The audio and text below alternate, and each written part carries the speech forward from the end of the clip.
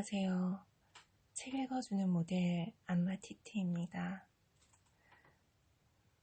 날씨가 점점 이제 봄으로 가까워지고 있는데요.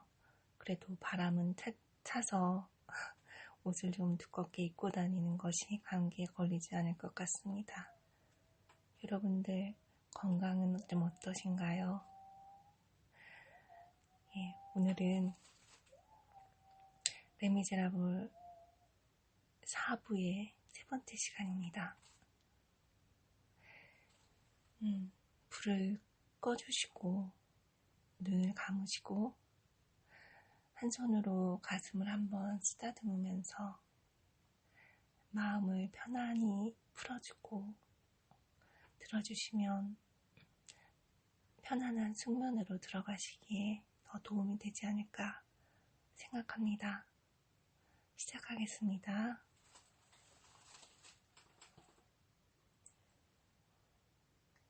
(1832년 6월 5일) 세상에서 처음 폭동이 일어났을 때의 혼란만큼 재미있는 것은 없다. 모든 것이 여러 곳에서 동시에 폭발한다. 그것은 예상되어 있었던 것일까? 그렇다. 그것은 미리 준비되어 있었던 것일까? 그렇지 않다. 그것은 어디에서 나오는 것인가? 길바닥에서. 어떤 곳에서는 반란이 미리 계획된 것 같은 성격을 보이는가 하면 또 어떤 곳에서는 불시에 일어난 것 같은 성격을 보이기도 한다. 누군가가 군중의 흐름을 지배하여 멋대로 이끌어간다. 우선 먼저 소음이 있고 상점의 문이 모두 닫히고 진열장의 물건들이 자취를 감춘다. 이어서 산발적인 총소리가 들리고 사람들이 이리저리 도망치고 그리고 집안에서는 난리가 난 모양이야 하고 떠드는 소리가 들린다. 15분도 채 못 되어 파리 곳곳에서 거의 동시에 그런 일이 일어나고 있었다.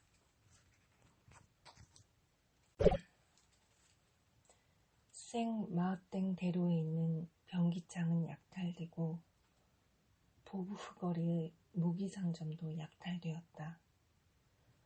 불과 몇 분 사이에 수많은 군중이 총검을 나누어 들었다.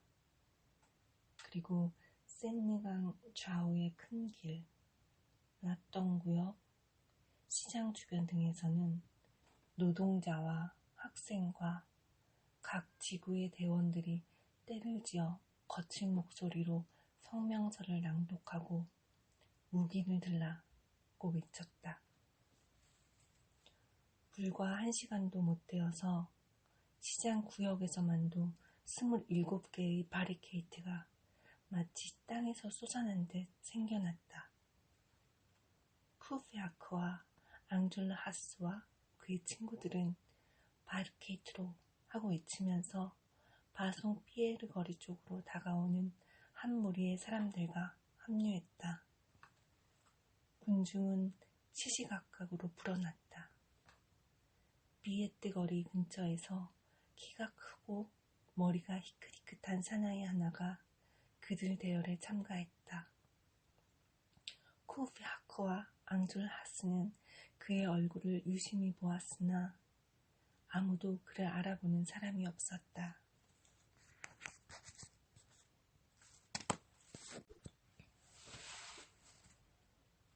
기다리는 동안 바리케이트 속에는 횃불이 켜졌다. 이제 완전한 밤이 되었으나 아무 일도 일어나지 않고 있었다. 간간히 멀리서 총소리가 나긴 했지만 그다지 맹렬한 것은 아니었다.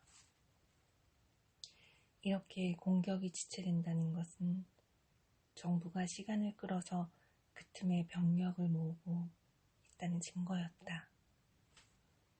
지금 여기에 모인 50명의 사람들은 6만의 적을 기다리고 있는 셈이었다.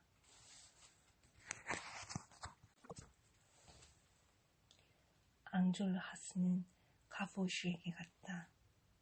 가브오슈는 아래층에서 2개의 촛불을 계산대 위에 놓고 희미한 불빛 아래서 탄환을 만들고 있었다. 비에트 거리에서 대열 속에 가담했던 사나이가 군용 대형 총을 들고 들어와서 어두컴컴한 탁자에 앉았다. 가브오슈는 그 총이 감탄하여 무의식적으로 그를 바라보다가 벌떡 자리에서 일어섰다. 만약 이때까지 이 사나이의 동정을 눈여겨본 사람이 있었다면 그가 바리케이트며 폭도들의 여러 가지 일들을 이상할 정도로 유심히 관찰하고 있다는 걸 알아차렸을 것이다. 사나이를 유심히 바라보는 가브오슈의 얼굴에 갖가지 표정이 떠올랐다. 앙졸로 하스가 그에게 다가와서 말을 걸었다.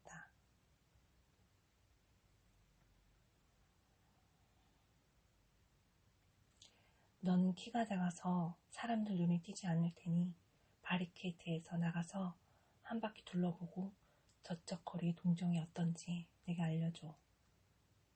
가브오슈는 허리를 폈다. 그래, 좋아. 애들도 써먹을 때가 있지? 그런데 그리고 가브오슈는 낮은 목소리로 비에트 거리에서 참가한 사나이를 가리키며 덧붙였다. 저기 저 남자 있잖아. 왜? 경찰이야. 정말이냐?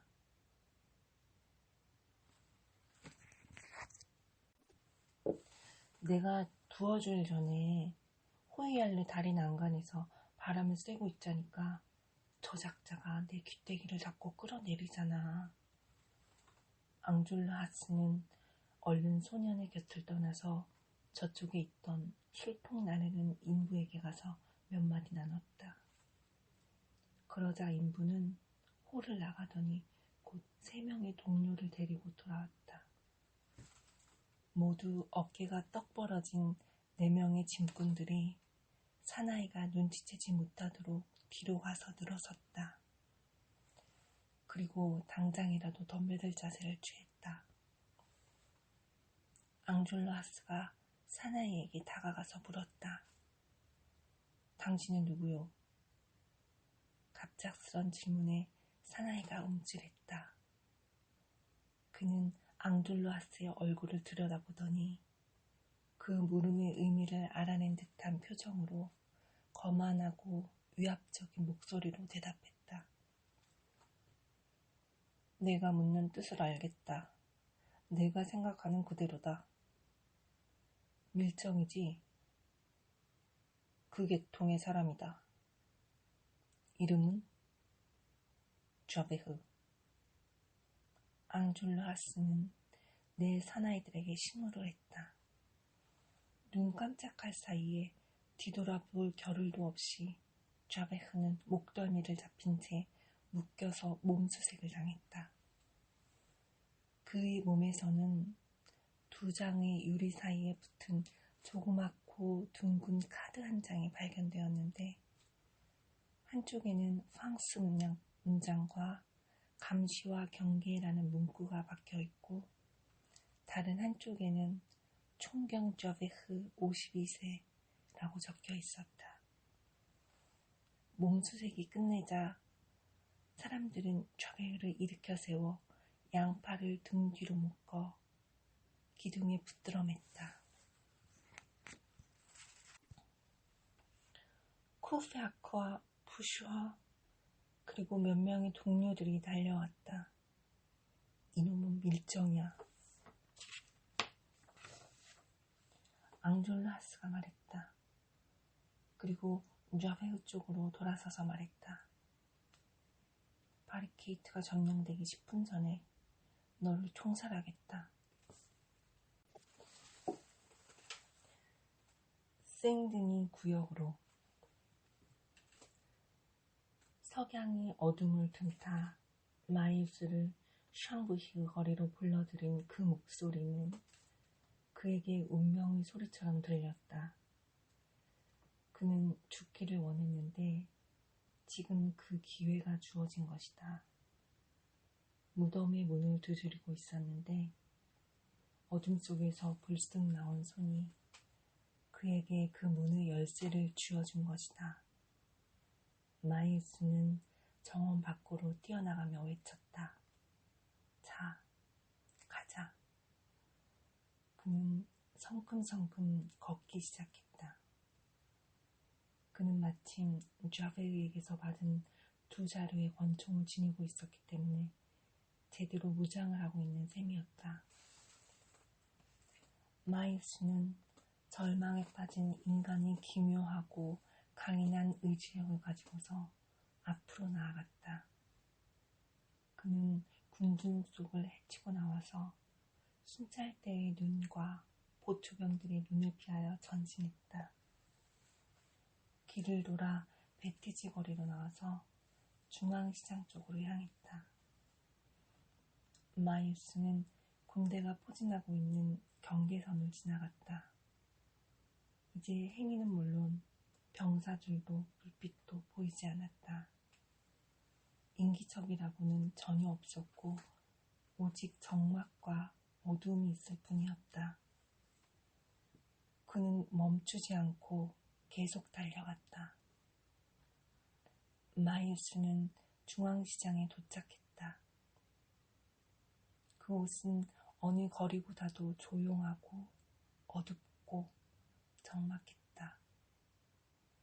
마치 얼음처럼 차가운 무덤의 냉기가 땅에서 피어올라 땅에 가득 퍼져 있는 것 같았다. 그러나 붉은 불빛이 어두운 하늘을 배경으로 높은 지붕을 드러내 보이고 있었다. 그것은 꼬행트 주점에 둘러싸고 구축된 바리케이트 속에서 타고 있는 횃불에서 반사된 빛이었다. 마이우스는 이 불빛을 목표로 삼아 걸어왔다. 그는 자기가 찾아가려는 목적지에 거의 당도했음을 느끼고 발끝으로 조용히 걷기 시작했다. 이제 마이우스는 한 걸음만 더 나아가면 되었다. 이때 이 불행한 청년은 길가의 돌 위에 걸터 앉아 팔짱을 끼고 아버지를 생각했다. 그리고 지금부터 하려는 것에 대한 두려움과 함께 바리케이트 내부를 둘러보았다.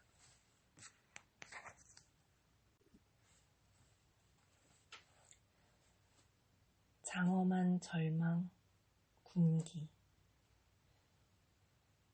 아직까지는 아무 일도 일어나지 않았다. 생마히 성당의 종이 도시를 알렸다. 앙졸하스는 총을 들고 바리케이트의 벌어진 틈에 앉아서 어떤 소리도 놓치지 않으려고 귀를 기울였다. 그때 갑자기 음산한 고요를 깨며 생드니 거리 쪽으로 씩씩하고 쾌활한 목소리가 들려왔다. 누군가가 옛 민요 달빛 아래를 부르고 있었다.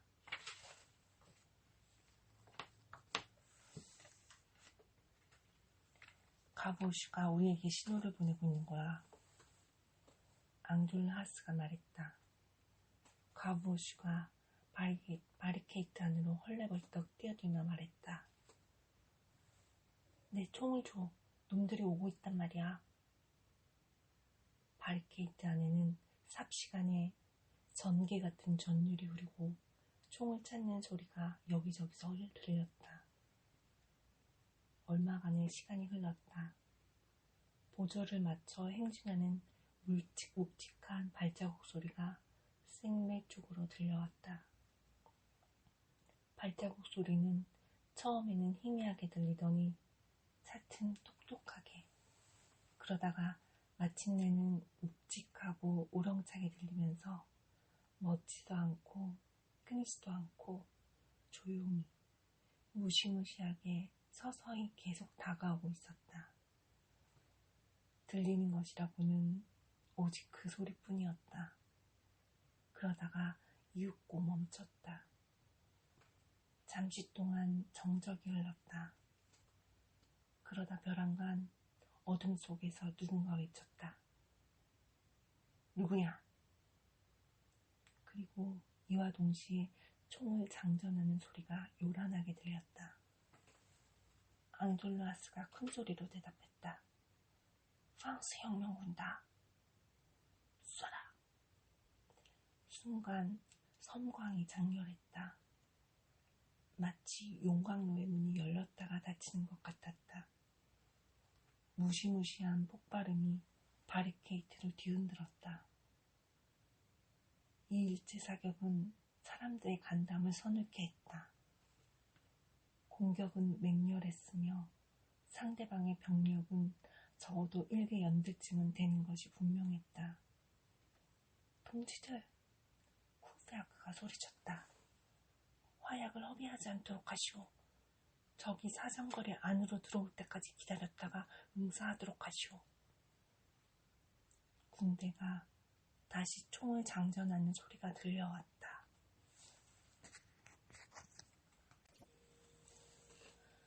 가보슈. 그동안 혼자 자기 위치를 떠나지 않고 줄곧 망을 보고 있던 소년 가보슈는 몇 명의 사나이들이 살금살금 바리케이트로 다가오는 것을 보았다. 가보슈가 외쳤다. 습격이다. 쿠페아크, 앙줄하스, 꼼부페흐, 바오렐 등이 모두 달려나왔다. 그러나 때는 이미 늦었다. 바리케이트 위로 번쩍거리는 총칼들이 빽빽하게 넘실거리고 있는 것이 보였다. 경비청 경찰대원들 중 어떤 자들은 마차를 넘어오고 어떤 자들은 바리케이트의 틈을 통해 들어와 소년을 쫓고 있었다. 그러나 소년은 조금씩 뒷걸음질 치면서도 결코 도망치지는 않았다. 바오렐은 제일 먼저 쳐들어온 시민병을 총으로 단방에 죽여버렸다. 그러나 뒤를 따라 들어온 시민병의 일격으로 죽임을 당했다. 가장 몸집이 큰 거인 같은 사나이 하나가 총검을 겨누고 가보슈를 향해 걸어왔다. 소녀는 그 조그만 팔에 좌베흐의 커다란 총을 들고서 용감하게 그 거인을 겨냥하여 방아쇠를 당겼다. 그러나 총알은 나가지 않았다. 좌베흐는 그 총에 탄환을 재워두지 않았던 것이다. 신인병은 기가 막히다는 듯 껄껄 웃으며 총금을 쳐들어 찌르려고 했다. 그러나 그 총검은 가보슈의 몸을 찌르기 전에 병사의 손에서 떨어졌다. 총알 하나가 날아와서 그의 이마 한복판을 관통하여 나자빠지게 한 것이다. 또 한 방의 탄환은 쿠페아크를 공격한 다른 병사의 가슴 한복판에 명중하여 그를 포석 위에 쓰러뜨렸다. 마이우스가 바리케이트 안으로 뛰어들면서 한 일이었다.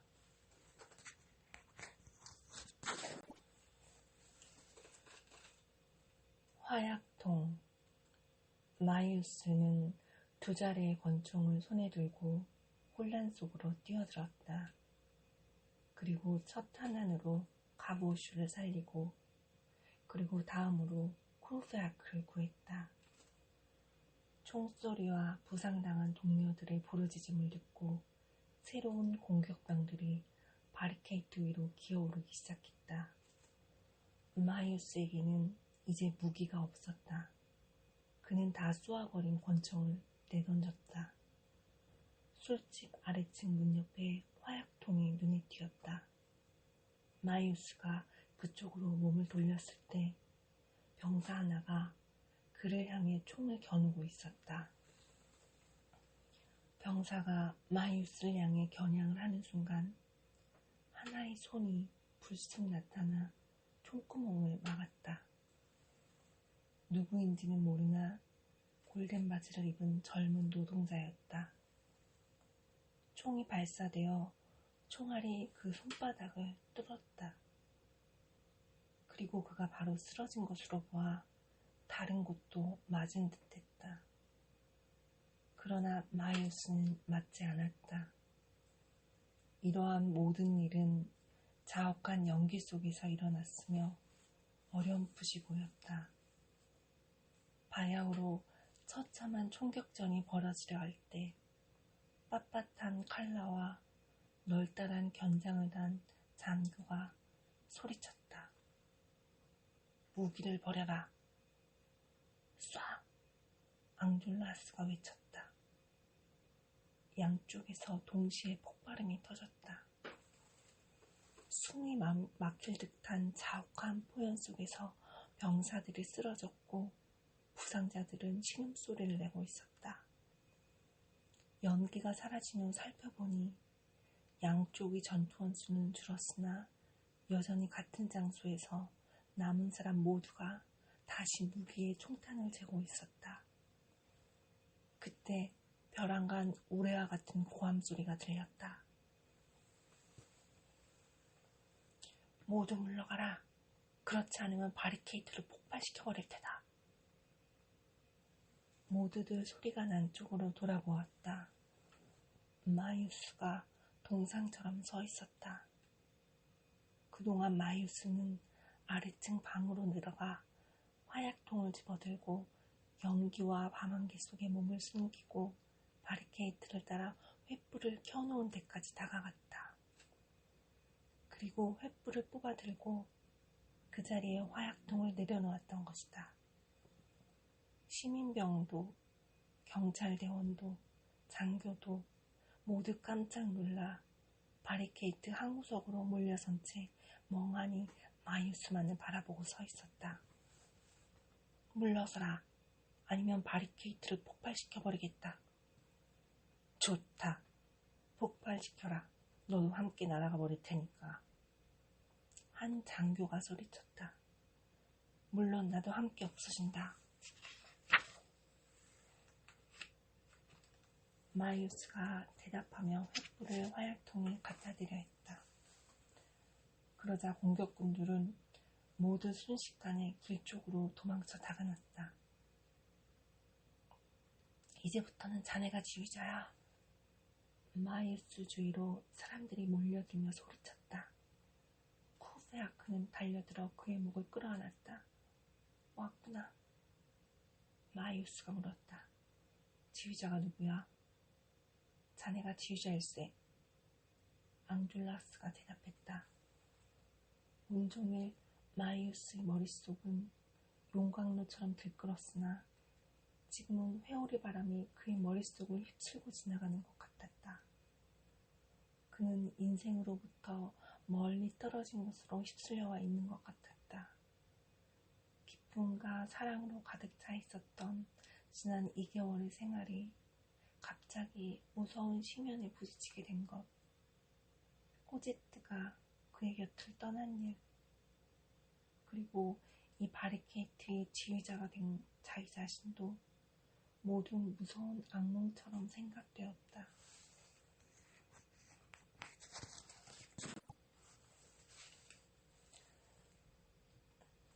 삶의 고통 위에 죽음의 고통. 이상하게도 이러한 종류의 전투에 있어서 바리케이트의 공격은 언제나 정면에만 가해지게 마련이어서 사람들의 주의는 온통 큰 바리케이트 쪽으로만 쏠려 있었다. 확실히 그곳은 늘 위협을 받고 있는 지점이었으며 다시 전투가 벌어질 것임에 틀림없었다. 그러나 마이우스는 작은 바리케이트 쪽에 관심이 쏠려 그리로 가보았다. 그곳에는 아무도 없었고 오직 방벽 사이에 세워놓은 등불만이 그곳을 지키고 있었다. 마이우스가 순찰을 마치고 막 돌아서려 할 때 어둠 속에서 마이우스를 부르는 갸냘픈 목소리가 들려왔다. 마이우스 씨. 그는 깜짝 놀랐다. 2시간 전에 울림의 거리의 철문 밖에서 자기를 부르던 바로 그 목소리였기 때문이다. 다만 그 목소리가 지금은 숨소리만큼이나 약해져 있었다. 마이우스는 주위를 둘러보았으나 아무도 보이지 않았다. 마이우스는 잘못 들은 것으로 생각하고 바리케이트 속으로 나오려고 발걸음을 옮겼다. 마이우스 씨. 목소리가 다시 들려왔다. 이번에는 의심의 여지가 없었다. 똑똑하게 들렸다. 그는 다시 주위를 둘러보았으나 역시 아무것도 보이지 않았다. 당신 발밑에 있어요. 몸을 구부리고 자세히 살펴보니 어둠 속에서 누군가 기어오르고 있었다. 작업복 윗도리와 낡은 골덴 바지, 그리고 피가 흥건히 괸 자국 같은 것이 어렴풋이 눈에 띄었다. 저를 모르시겠어요? 모르겠는데.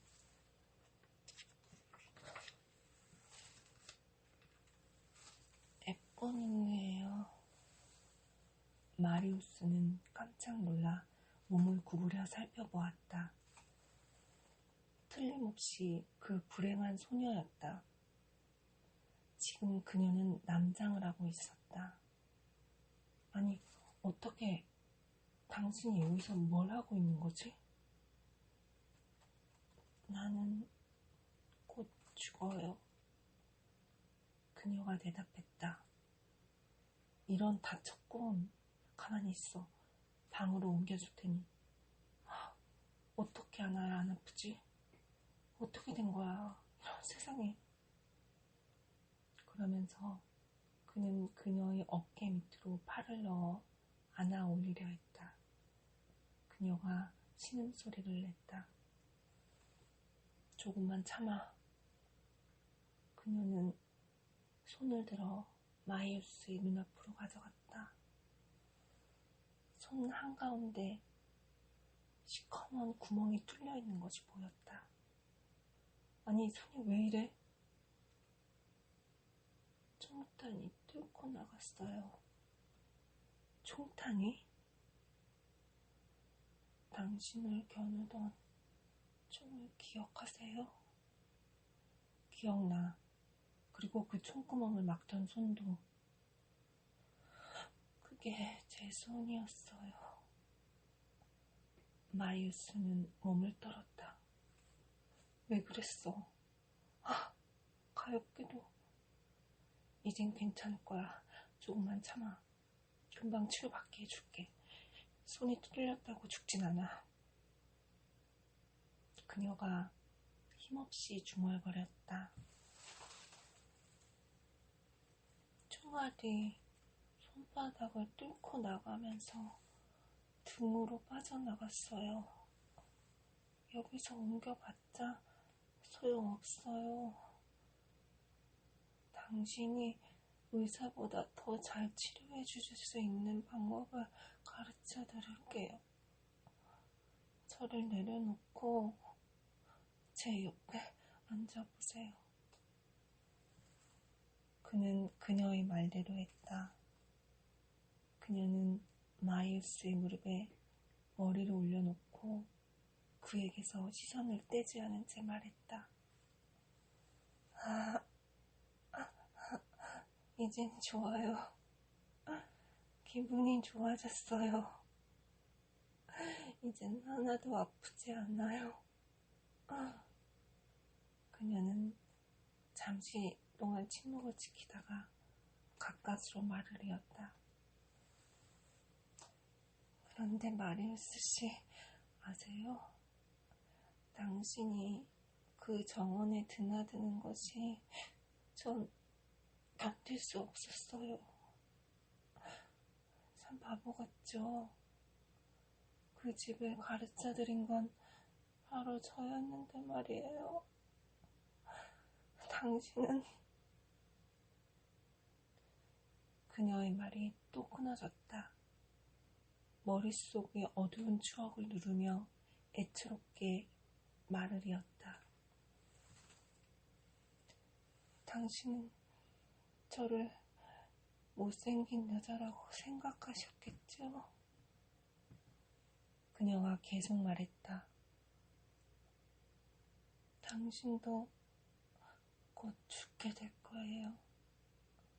누구도 이 바리케이트에서 빠져나갈 수는 없어요. 당신을 이곳으로 끌고 온 것은 바로 저예요. 전 당신이 죽기를 바랬어요. 하지만 누군가 당신을 겨눈 것을 본 순간 총구를 막지 않을 수 없었어요. 참 우습죠. 전 당신보다 먼저 죽고 싶었어요. 전 총알이 뚫고 나간 몸을 이끌고 여기까지 기어왔어요. 그리고 당신을 기다리고 있었어요. 안 오시려나 하고 생각했어요. 전 고통을 참으려고 온 힘을 다해 옷자락을 입에 물고 있었어요. 생각나세요? 제가 당신 방에 들어갔던 때가 생각나세요? 전 지금 행복해요. 그녀는 총탄이 뚫고 나간 손으로 가슴을 누르고 있었으나 마치 마개가 열린 술통에서 포도주가 쏟아져 나오듯이 붉은 피가 줄줄 흘러나오고 있었다. 마이우스는 이 가련한 소녀를 연민에 가득 찬 눈으로 바라보았다.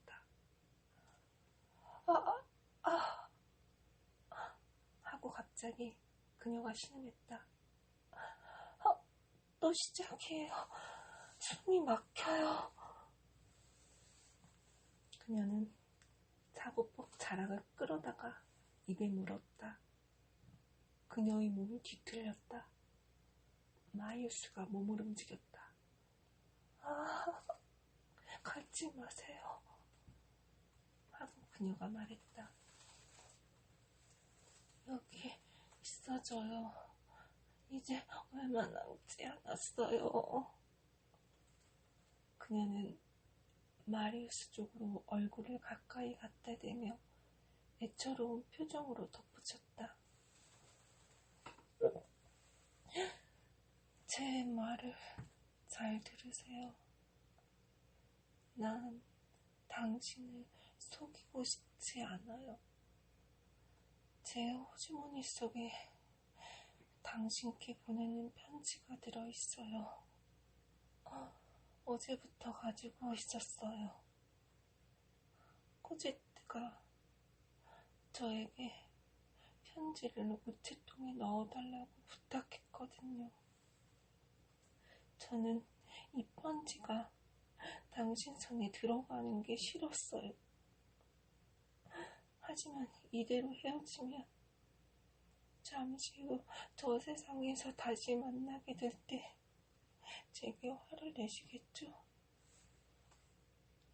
그러니 편지를 꺼내가세요. 그리고 나서 구멍이 뚫린 손으로 마이우스의 손을 쥐고 자기 호주머니 속에 넣었다. 꺼내가세요. 마이우스는 편지를 꺼냈다. 이제 그 편지를 전해드렸으나 약속을 하나. 그리고 다시 말이 끊어졌다. 말해봐. 약속해주세요. 약속할게. 내가 죽거든 내 이마에 키스를 해주시겠다고 약속해주세요. 전 죽어서도 그것을 알 수 있을 거예요. 그녀는 마이우스의 무릎 위에 머리를 떨어뜨리고 눈을 감았다. 그는 이 가엾은 소녀의 영혼이 날아가 버렸다고 생각했다. 에뽀니네는 움직이지 않았다. 소녀가 영원히 잠들었다고 마이우스가 생각한 바로 그 순간 그녀가 눈을 뜨고 부드러운 목소리로 말했다. 저는 당신을 사랑하고 있었던 것 같아요. 그녀는 말을 마치고 미소를 지으려 했지만 끝내 숨을 거두고 말았다. 여러분, 오늘은 여기까지 읽겠습니다. 환경이 너무나도 좋지 못했던 에포닌느가 사랑을 하게 됐는데 이루어질 수 없는 짝사랑이었죠. 우리가 어떤 때는 생명을 건 사랑을 할 때도 있는 것 같습니다. 많이 사랑하시고 사랑받으시고 깊은 숙면으로 편안한 잠자리 되세요. 책 읽어주는 모델 안마티티였습니다. 안녕히 주무세요.